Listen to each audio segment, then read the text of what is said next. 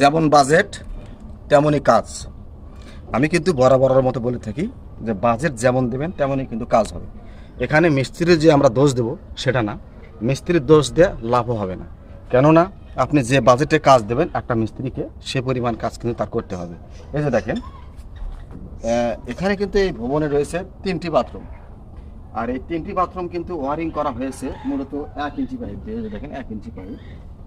আর এই ট্যাঙ্কিটা দেখেন এমন জায়গাতে স্থাপনা করছে, যা ট্যাঙ্কির অবস্থা কিন্তু খুবই খারাপ। ট্যাঙ্কি সম্ভবত ফেটেও গেছে, হয়তো বা ফেটে যাওয়ার একটা আশঙ্কাই বেশি রয়েছে। তা আমি আসলে এই কাজগুলোকে মিস্ত্রির আমি কখনো দোষ দেব না, যে মিস্ত্রির দোষ এটা কখনো দেব না। এটা আসলে আমাদের নিজেদেরই ব্যর্থতা। কেননা আমরা একটু টাকা বেশি চাইলে আমাদের কাছ থেকে কাজ আর দেওয়া হয় না। তাহলে একটু রেট বেশি করে দেব বা বাড়িয়ে দেব, তাহলে কিন্তু আমাদের কাজটা পরিপূর্ণ হবে এবং সঠিক হবে।